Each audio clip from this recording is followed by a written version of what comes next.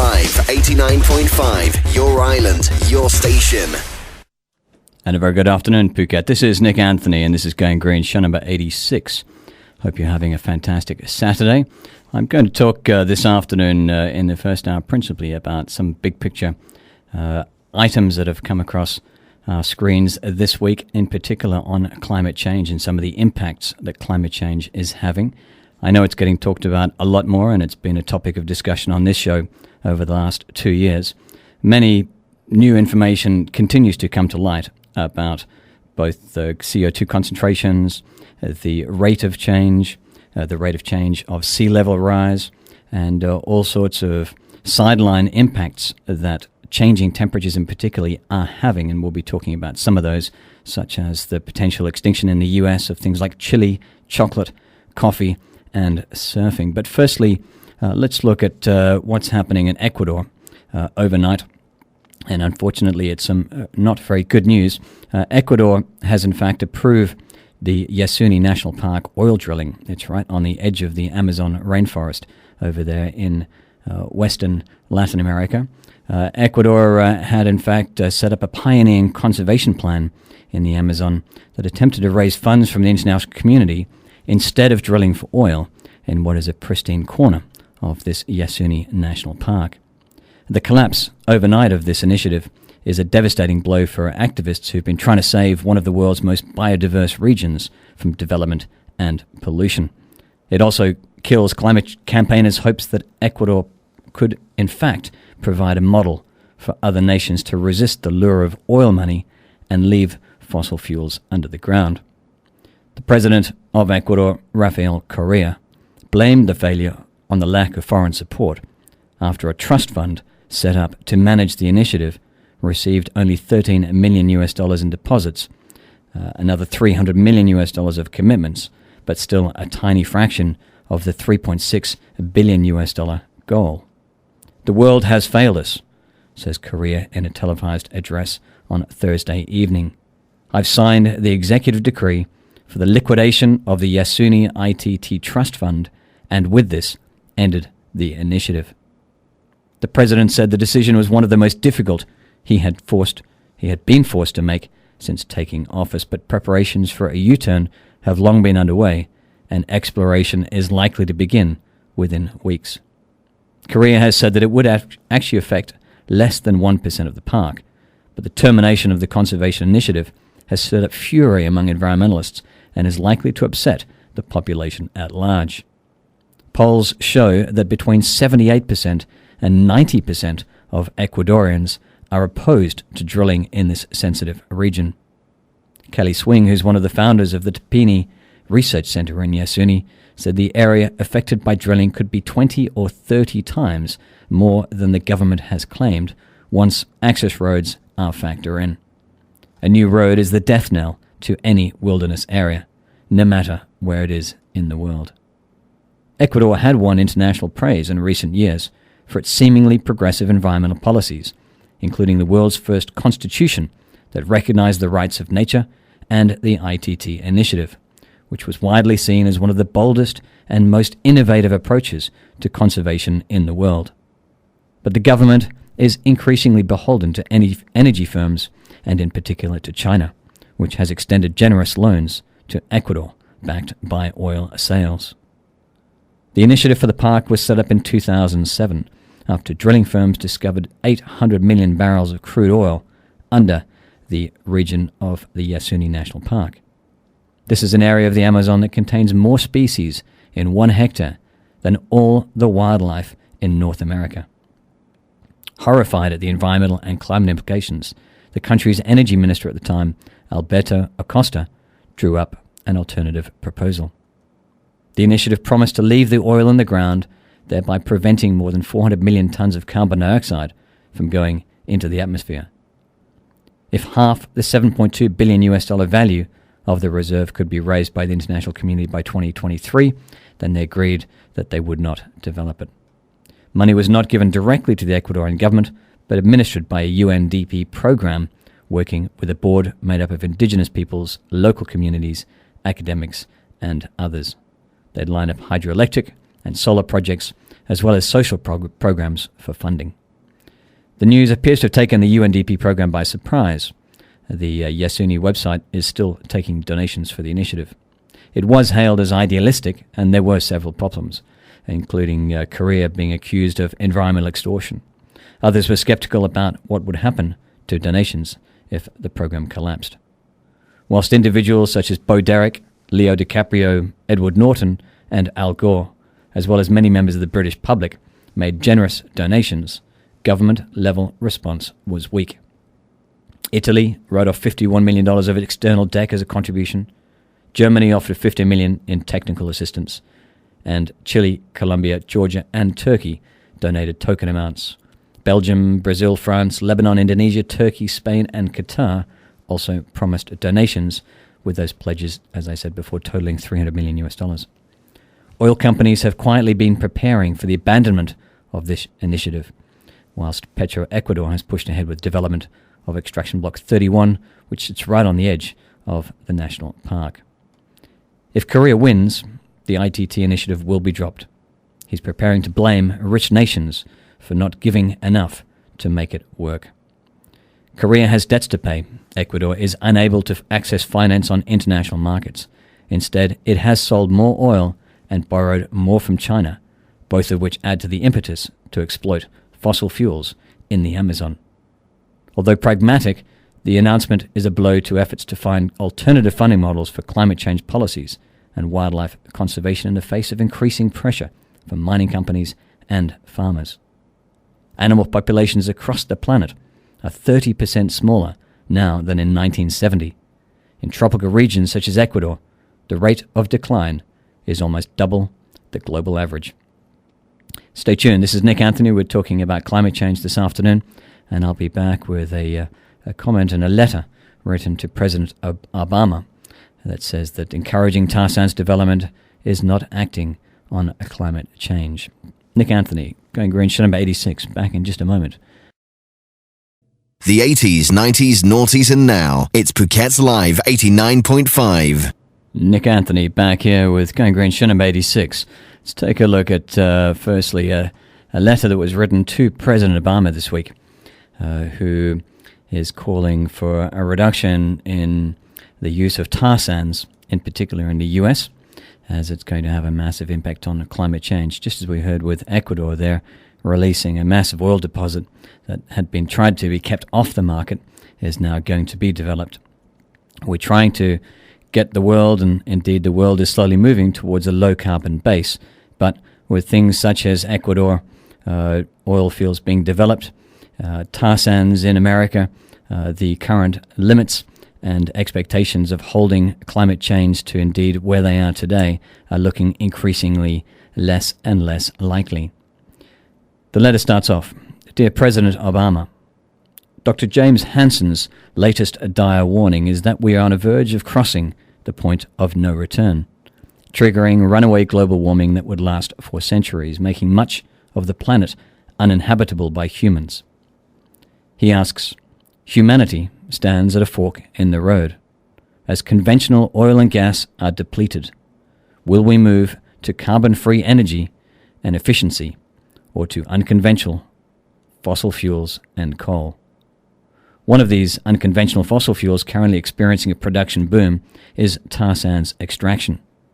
Unlike conventional crude oil, tar sands diluted bitumen, aka dilbit, is highly toxic and corrosive.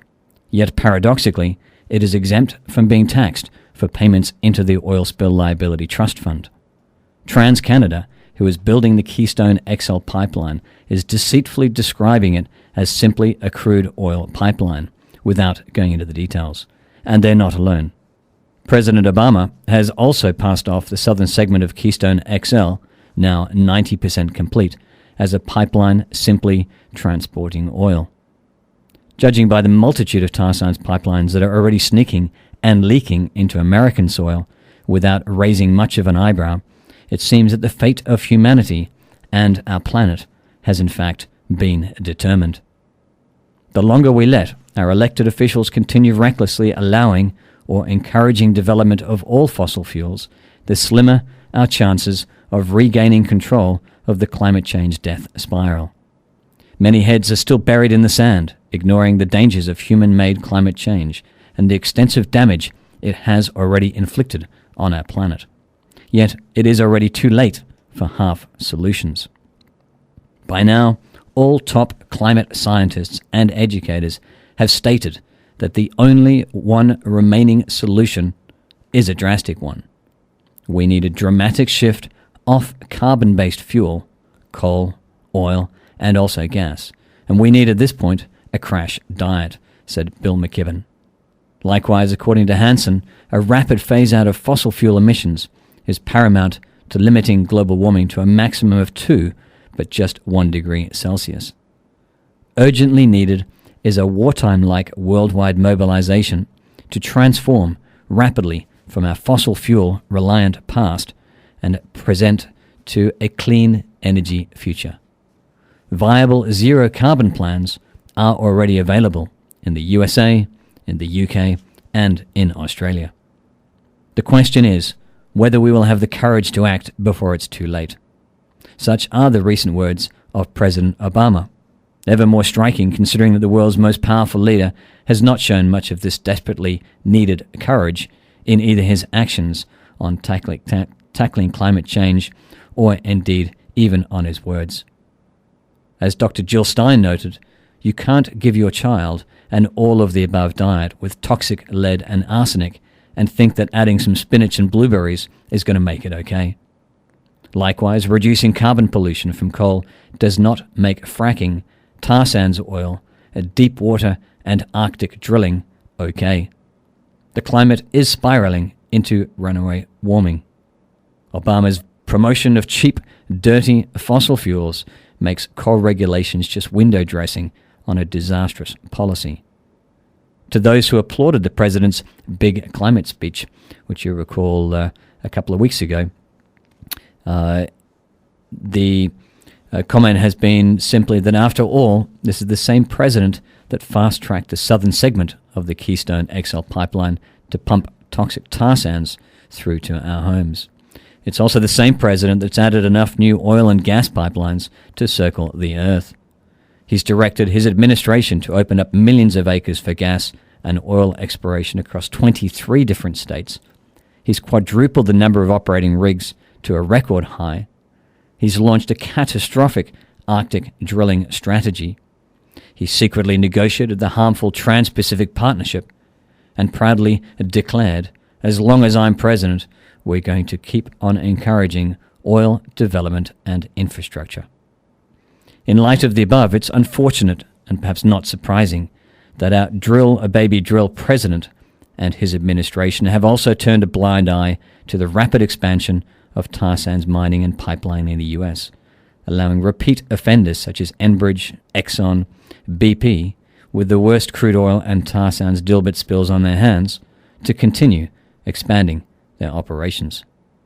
To offset President Obama's destructive energy policy, his climate action plan relies heavily on carbon capture and storage technology, which in reality continues to be more of a pipe dream that is not scientifically proven to remove carbon from the atmosphere. But by now, we all know that Obama wants to be thought of as the president who freed America from foreign oil. Yet he will be remembered as the president who cooked the planet. He will be remembered as the president who encouraged the expansion of tar sands extraction, and this regardless of whether he ends up rejecting the northern route of Keystone XL, because he's already lighted the fuse to the carbon bomb. The latest environmentalist to dive into the political intervention scene is Bill McKibben, who says that anybody at this point who stands up for the fossil fuel industry and its desire to tap the tar sands doesn't deserve to be called a political leader, and we'll do our best to make sure that their careers are short. This is a thrilling statement, but it's disappointing that such a strong public declaration was not made before the 2012 election. So here we are, once again confronted with President Obama's climate hypocrisy. Despite his latest promising comments on the fate of the Keystone XL permit, it still smells like déjà vu. Obama's fast-track approval of the Keystone XL southern leg was, according to Michael Brune, a dirty trick to build the pipeline piecemeal. And that came just 5 weeks after the president got extensive kudos from anti-Keystone advocates for giving a temporary no to the northern route. Dr. Peter Carter says President Obama is leading America and the world to climate hell. Strong words there, and an interesting letter to President Obama that was presented to him this week. We will know about the northern leg of the Keystone XL over the next couple of months, and indeed it's going to be a tough battle, and environmentalists are going to have to simply work harder and be more vocal. Stay tuned. This is Nick Anthony. You're listening to Going Green, show number 86. First hour today, we're talking about climate change, and I'll be talking about the extinction of coffee, surfing, chilies, and various other things, particularly in the US. We come back after this break. And welcome back to the Going Green, show number 86. This is Nick Anthony, and I'm talking about climate change, and we've been talking about the US tar sand situation, and also overnight news that Ecuador is about to develop a massive oil field in the Yasuni National Park, which borders on the Amazon. There's a reason why we need to keep that in the ground, and that is climate change is indeed already upon us. Time magazine yesterday had a feature on Northeast Asia and how these last 5 days, indeed, it is on fire. On Thursday, temperatures in Shanghai hit an all-time high of 40.8 degrees centigrade. That's 105 Fahrenheit. It's the hottest day in Shanghai since officials began keeping records some 140 years ago during the Qing dynasty.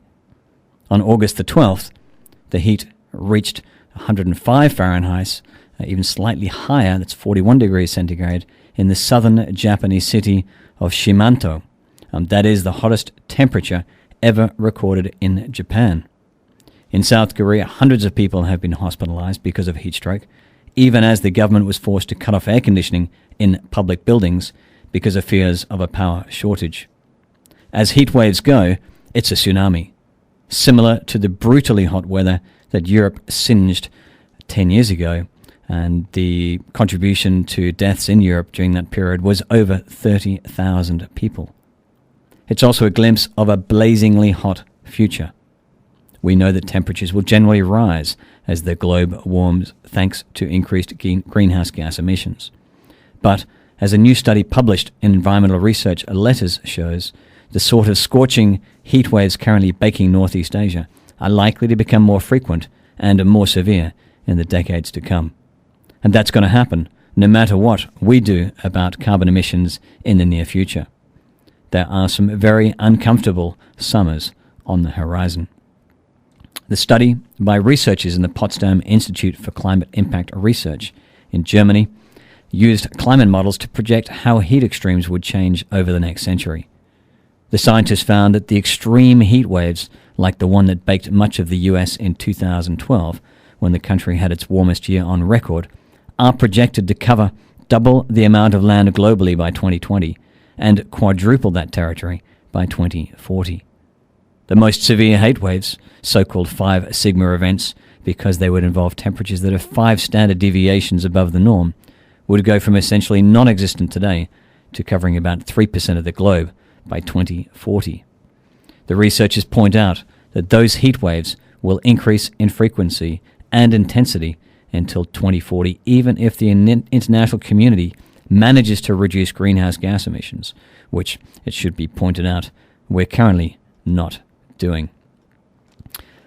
Very hot weather up in the north, and similarly, as a result of climate change, National Geographic this week released an article which talking about sea change, and some of the comments from its article that are permanent.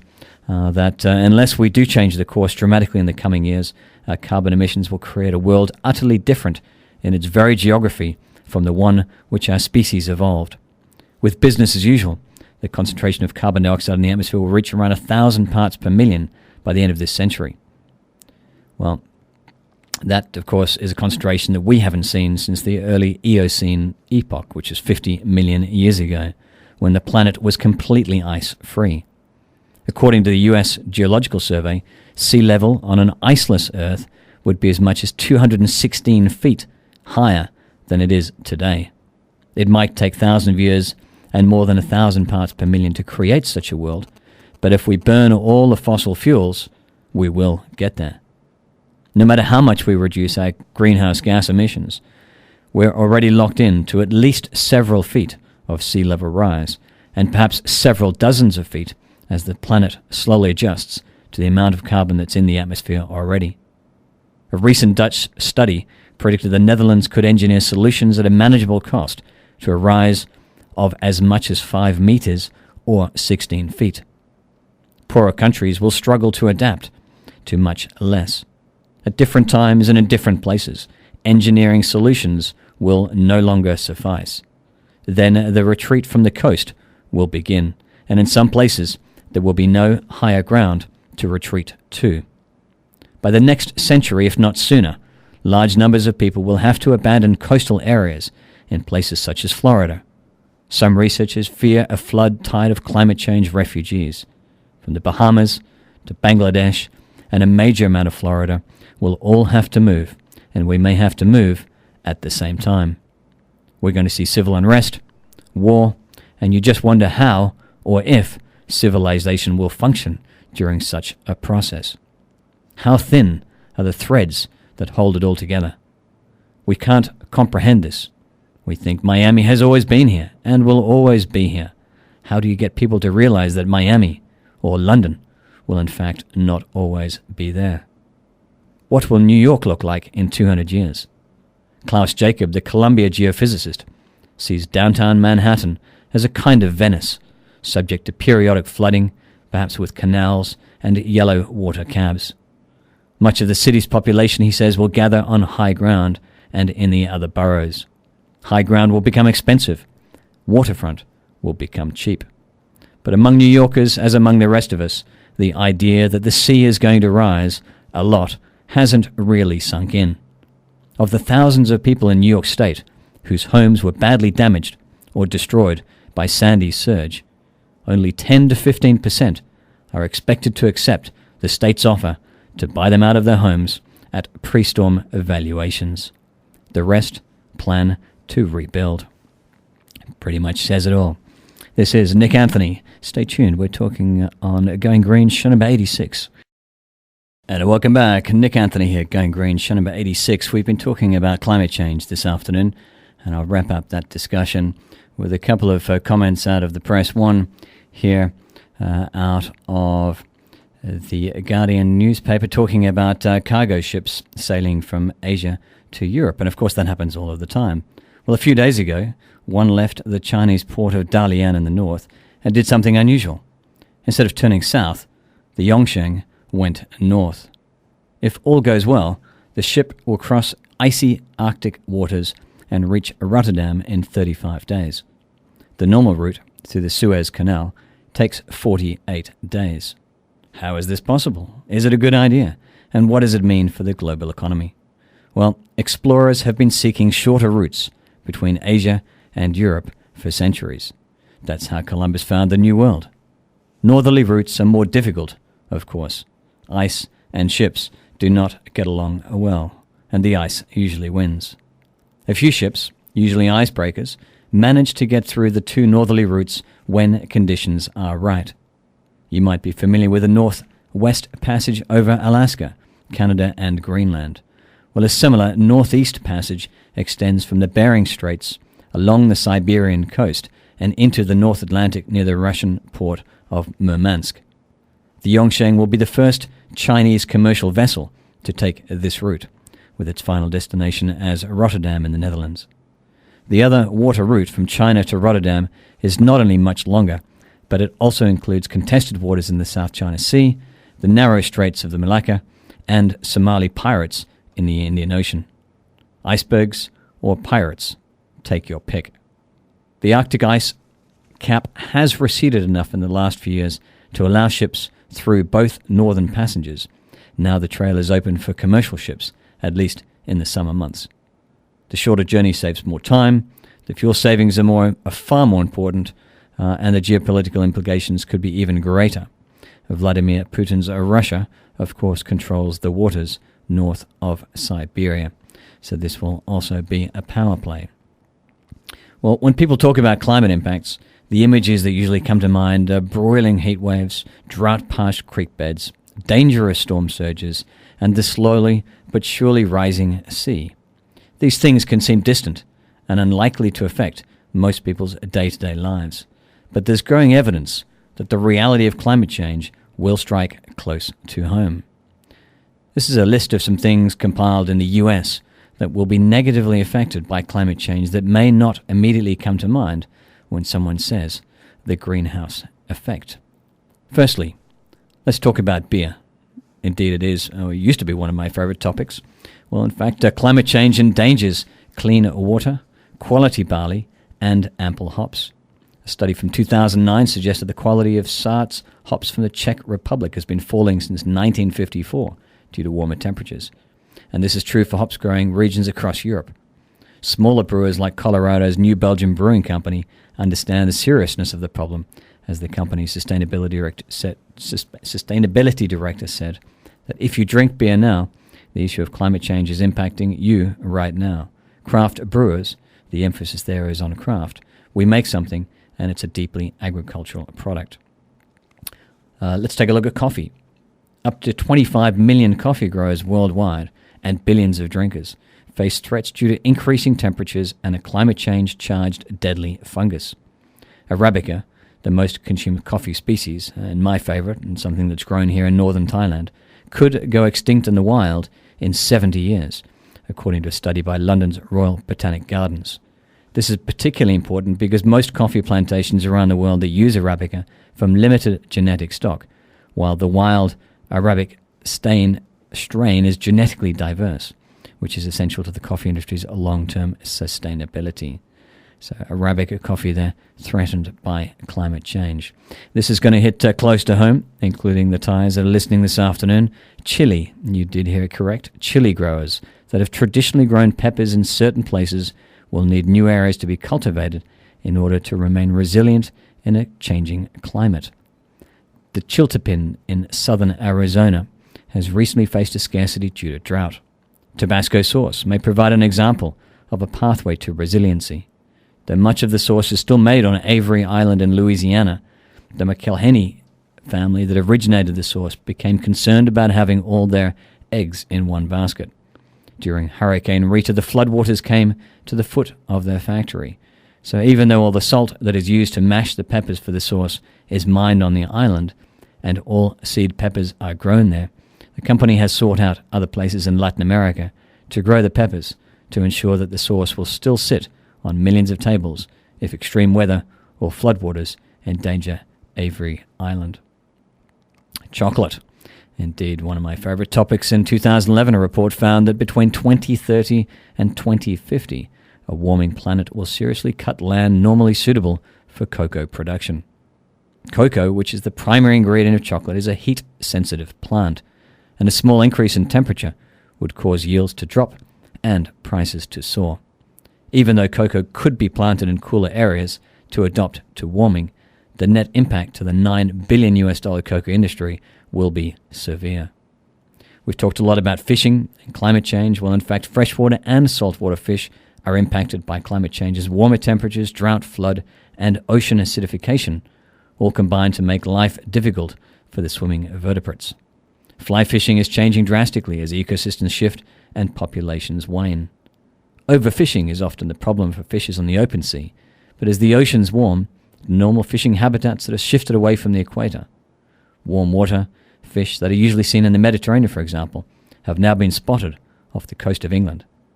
As this happens, fishermen either have to move to new areas to follow their catch or learn new ways of fishing for new species. Wine. Well, in 2011, former UN Secretary Kofi Annan delivered the keynote address to the third Climate Change and Wine Congress in Spain. What he knew, and the attendees knew, is that wine is particularly susceptible to a changing climate. Most crops find increasing heat waves, flooding, and droughts difficult to endure. But wine is special. Grapes are grown in specific fields for hundreds of years because that particular place is particularly good at producing a particular varietal of wine. When areas get warmer or drier, the grapes change, and then the wine's taste and color changes also. Some vineyards are trying to move uphill to take advantage of thinner, cooler air, but it doesn't always work. Some varietals are simply trying to move north, and a few vintners have already planted champagne vineyards in, of all places, England. Well, lastly, a couple that I'll just mention here is, of course, animals, and one of which is pandas. Wild giant pandas have to learn to diversify their diet beyond eating mostly bamboo. A changing climate will alter the distribution pattern of bamboo in the Qinling Mountains of China, and this changing pattern will leave the giant pandas hungry, as their main habitats could be completely gone in less than 80 years. Pandas, somewhat surprisingly, are also threatened by vintners, that is, wine growers, that are looking to take, as climate change forces them to move their vineyards north, they're taking their wineries to higher elevations, and that's encroaching on panda territory. And last two that I will mention this afternoon, one is Tour de France. I mentioned this actually during the Tour de France. There's a study that's come out that said that a warming climate will make France hot enough that by 2050, the conditions faced by cyclists in the Tour de France will be too brutal to be run. Extreme weather and high mountain roads are also not a good mix, while spectators who watch the race do not even have the benefit of a cooling wind as they sit still on the sidelines. Of course, it's relatively hard to air condition the French countryside. And lastly, on something that actually hits closer to us here in Phuket, surfing. Well, it is hard to hang 10 on a rising ocean. Surfing relies on healthy coasts, healthy coral reefs, and regular waves. These are threatened by sea level rise, saltwater warming, and ocean acidification. As oceans rise further up the coasts, beaches around the world are grappling with erosion, and we've seen that here, particularly up at Nanyang Beach, in Surin Beach, and also in Kamala Beach, where, in fact, it also seriously impacts local wave patterns. For surfers, the contour of a wave is as important as its size, and the way a wave builds and breaks is determined mainly by the shape of the ocean floor as it meets the shoreline. As sea levels rise, it will change where and how the waves break. Acidifying oceans are dissolving coral reefs, which provide some of the planet's best surf breaks. More extreme weather might initially create exciting waves, but the destruction they leave behind will cause lasting damage to our favorite surf spots. So some surprising comments there on impacts on climate change. So you better start stocking up on cocoa, coffee, and get out in the ocean and enjoy those last few breaks. Stay tuned. Nick Anthony, back in a moment with Going Green, show number 86. Phuket's Live 89.5. And a very good afternoon. Welcome back to the Going Green, show number 86. It is a beautiful afternoon, and I hope you're having a great day. We've been talking about climate change, but I'm going to move on to now local news and some local action that's going on. Our Phuket monsoon period indeed has been in full force, with westerly storms over the last month. It has brought much ocean trash to our beaches, and indeed our island is amid a litter and trash crisis with increasing waste volumes, despite positive change since 2010 on a roadside litter reduction. The promotion of Phuket a green island with the goals of sustainable, a low-carbon island, strengthened in 2012 and 2013 as the local government, private businesses and individuals have worked together to reduce, reuse and recycle. We're facing globally a crisis of overcapacity and many decades of overexploitation, natural area degradation, and we need to aggressively pursue short and long-term goals to ensure Phuket is sustainable. Local NGO Seek, you can take a look at the website www.myseek.org, and indeed on the right-hand side of that page you can find the radio station link, which is the button that will lead you down to today's show and all of the information and links from today's articles, and also some video archive from this week is on that website. Well, the group called Atkinson Group, who are a Swedish-based company and have a Bangkok office, has been working with Seek to create a sustainable model for the future. They use a compass, and they use indicators or programs that fall under the four corners of a compass. Every week we take a look at this weekend's edition of the Phuket newspaper, and we consider it with respect to those 4 points of the compass. N for nature, E for economy, S for society, and W for well-being. On the nature side, of course, without a beautiful place, why would people travel here from halfway around the world? Well, this last week, the second Go Eco cleanup took place last Tuesday to honour the Queen's birthday. They had over 500 divers and about 1,500 volunteers. It was a fantastic day. The weather was shining. It was well organised out on the water with respect to a dozen boats and a massive underwater cleanup. And indeed, big cleanup crews were also in Karacha and Coral Island doing a massive beach cleanup. Total collection was about 2,500 kilos. They have recorded all of the data using the ICC data cards, which tracks source debris and also helps to mitigate problem areas such as roadside litter, dirty waterways, and fishing fleet waste by educating both locals and the dive boat operators. So, fantastic event. There was also a number of beach cleans around the west coast, including Maikau Beach, Nanyang Beach, who did a big cleanup crew thanks to Sally and the team over there, Lillian from Dewa, that got involved and did a great job. At night on Green Club, CBRE did a beach cleanup. On Bang Tao, on the north end, I was involved in a cleanup in Layan area with Dr. Chamnian from IUCN. Actually, the two of us in one spot pulled over 100 kilos of ropes out of the low tide zone, and we then had the support of Kurt from Phuket Marbella, who sent the trucks down to come and pick it up. That was all fishing fleet debris, almost no plastics, bottle caps, or indeed local household stuff. It was nearly all fishing debris. Kamala Green Club did a big cleanup, and they've been very proactive, as you heard last week, with 2 full-time beach cleaners started 2 weeks ago. And we're looking to see Kamala as a spotless and clean example of how our West Coast can be with this type of public and private sector participation. Petong did a big beach cleanup last Tuesday at 10 a.m. thanks to Kun Nok for organising that with the municipality and with local businesses. And every day down there in Kata Noi, Katatani does a daily beach clean, and they also did it on Tuesday to honour the Queen's mother's birthday. This coming week on Wednesday at 11 a.m. there's going to be a Bang Tao Green Club meeting that starts at 11 a.m. at the Dusit. All of the groups there along Bang Tao, including Laguna Hotels, Pepe from Bliss, and Phuket Pavilions from the north, will come together to talk about this Bang Tao Green Club, which is now formed. You can go to Facebook, ping it, take a look, like it, and indeed come and join us in that meeting on Wednesday if you have an interest in green clubs or supporting a green club in your area.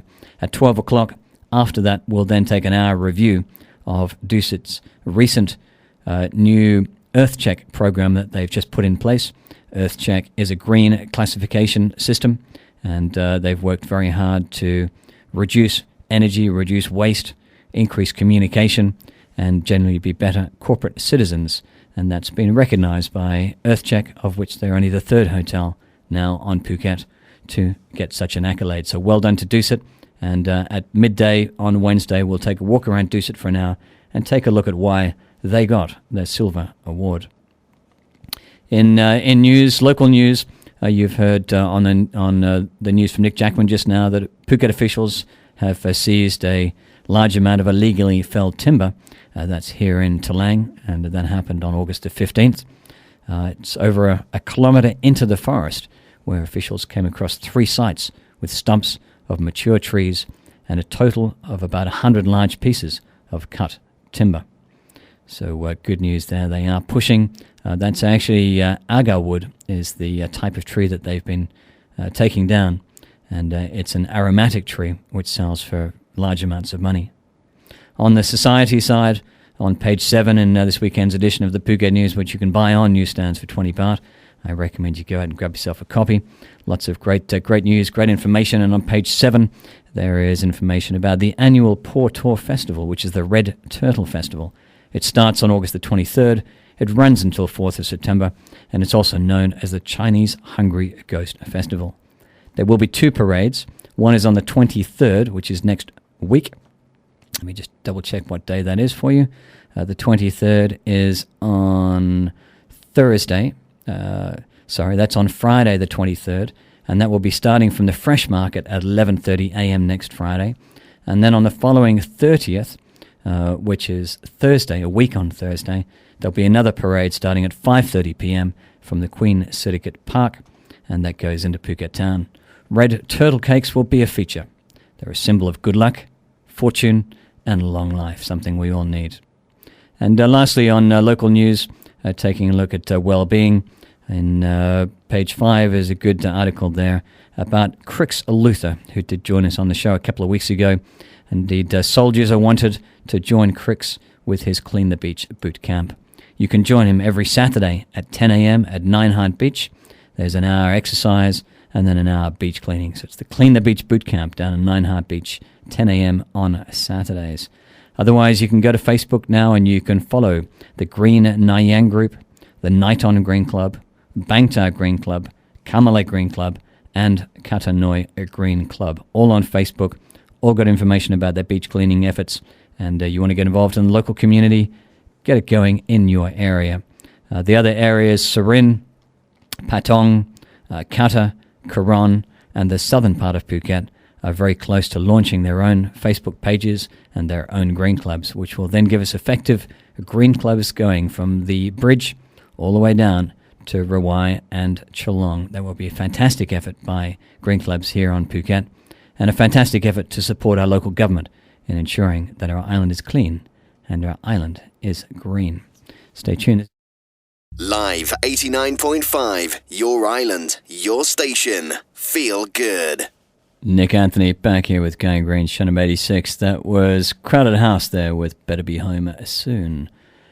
Well, here on the island, we have things to do to tidy up our own homes and in our own areas, and that includes litter, includes trash on the side of the roads, of which there seems to be a bit more in the last couple of weeks, and indeed it includes trash on our beaches, which we're doing our best to tackle. Of course, it all comes down to our actions and your actions. You should refuse single-use plastic bags, plastic straws, and indeed polystyrene. Just on polystyrene, I understand on the Tuesday dive cleanup, unfortunately, the government-sponsored lunches and everything came in polystyrene lunchboxes. Note to self, next year, ban polystyrene lunchboxes at the Go Eco cleanup. And indeed, that should be a local government policy on any actions that they're doing in any preparation of foods, that they reduce polystyrene. It's up to us to reduce our waste and reduce our energy use. We need to reuse what we can, including composting, and then recycle as much of what's left as is possible. Be responsible to Phuket and be responsible to our planet. And lastly, find your voice. Tell others. Join Facebook campaigns for the green clubs, get involved in local communities, and get out on the beaches and lend a hand. These beach cleanups only take about an hour. They're fun, they're great, they're interesting, they keep you fit, and the best thing about it is they make our beaches better, they make our tourists happier, and indeed they take the plastic out of the oceans to reduce it for our dolphins, dugongs, and turtles that mistake it for food. Our world is at a fork in the road. We're at a crossroads, and it's really for us to decide. The loss of the enormous contribution of fossil fuels means that the total amount of energy available to humanity by the end of the century may be less than 1/5 of the amount we use now, and less than 1/6 of the amount that we will be using at our energy peak a decade from now. The advance of science has enabled us to measure our impact upon the planet with increasing precision, as we've heard this afternoon on the Going Green Show with respect to climate change. So why are we ignoring all of the science? Will our intelligence in the end count for nothing? Are we destined, like the elephants, tigers, and rhinos, for extinction? Are we to become the ultimate victim of our own success? And if so, when the last human falls, centuries or millennia hence, will there be anyone there to hear it? Survival or extinction? Seek for a better world. We do ask you to do your bit in making Phuket a better place. And we thank you for listening. We do hope you've enjoyed the show. We hope you learned something.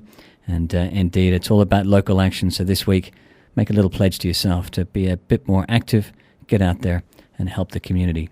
This is Nick Anthony signing off for Going Green show number 86. Do stay tuned this evening and tomorrow. Over the weekend, we have some fantastic programming coming up for you. Coming up now from 4 till 6, we have the Best of Breakfast with Sam and Kirsty. For those of you who missed the 7 a.m. antics of those two, you can tune in here on Saturday afternoons and pick it up at a leisurely pace. This evening, we have Asia Pop 40. It's a new show, starts from 6 until 9 p.m.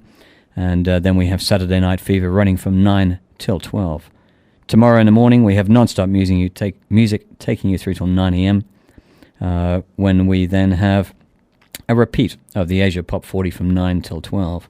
We'll have a weekend brunch with Jason from 12 until 3, and then the Phuket News radio repeat from 3 until 4. Just doing a wrap of what's in this weekend's edition of the Phuket newspaper. Then tomorrow evening, Sunday, you have Sunday Night Chill from 6 until 9. It's a fantastic show. And non-stop music from 9 until 7 a.m., taking you through again to Monday morning. I must say the weeks seem to be flying by. It's a sunny day, and the tide is on the way in. So get out there and enjoy the beach, have a swim, and have a fantastic weekend.